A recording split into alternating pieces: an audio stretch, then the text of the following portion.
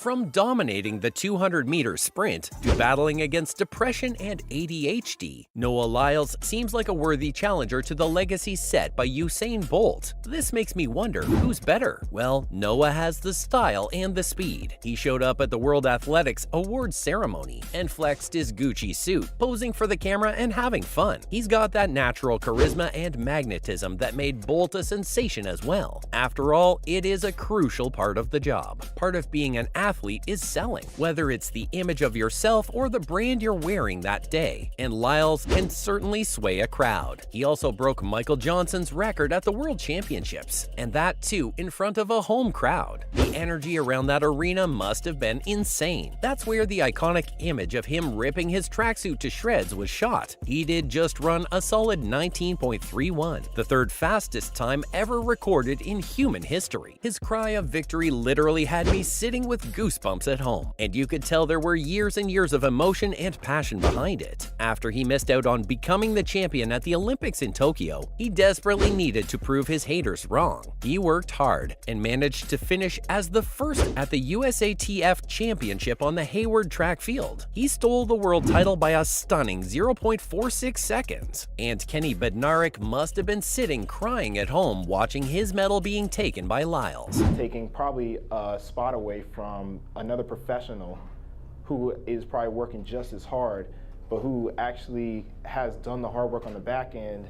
So he had one of the best endings to a year anyone had seen for a long time. After all, he closed 2022 completely unbeaten. He'd won 12 races and had a time of fewer than 20 seconds in every single one of them. Just a round of applause for this dude. That's wild. Even he admitted that this was his craziest season yet. He said he would sometimes rewatch some of his best runs because of the energy he felt that day. Being a showman at heart and feeling those vibes again definitely helps him set the mood. Pure adrenaline. He said that he would listen to the crowds even when he was in the shower. Talk about being committed to your craft. So the community is really important to him. And according to him, he's gunning for Bolt's record of 19.19 next. And at some point, I think he'll definitely beat it. People have described him as being someone who's extremely restless, and his hunger for greatness can be seen in the way he carries himself. But he's also talked about how that comes from his struggle with depression, as well as dyslexia and ADHD. So the overwhelming attention of the fans and the pressures of aiming so high can sometimes be a bit much for him. But he's keeping his head high, and his goals are even higher. He announced that he's not just looking to beat Usain Bolt's records, but now he's training for all the world records out there. Marcel Jacobs' 6.57 on the 100 meters was on the horizon for the athlete, as well as Femke Bol's world record in the 500-meter hurdles. And he even wants to beat Grant Holloway's record of 7.38 in the 60-meter hurdles. That's certainly no easy hit list, but Lyles is confident he can get them all within a year. He said he's in his best shape right now and is just going to come out and do what he does best. I knew that was coming.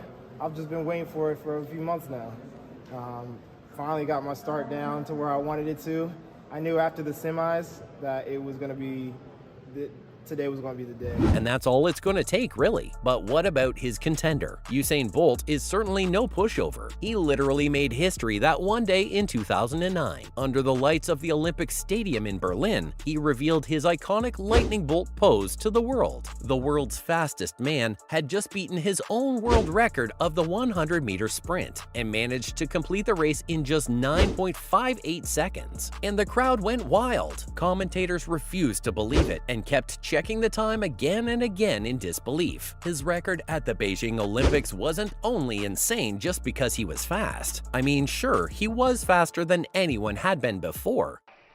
Oh, they're away, and Gatling got away brilliantly, and he's ahead of the field at the moment, and Bolt going very in. Here comes Usain Bolt! Usain Bolt storming through, he takes it again, Blake gets the silver! But it was also the first time anybody had finished that race faster than 9.7 seconds. His speed was just godly, and he instantly became a celebrity when he stepped off the track and was laughing and dashing around as if it was no biggie. His personality was perhaps the only thing greater than his records, but people were already intrigued and experts speculated how he hadn't even reached reached his full potential yet, and the next year, he proved himself to the world once again. He got himself ready for the 100 meters next to some of the world's fastest runners. The American runner Tyson Gay was his biggest concern that day, and on his other side, he had Usain Powell. The crowd seemed to hold their breath, and the stadium was silent. His last appearance at an Olympic Games, and surely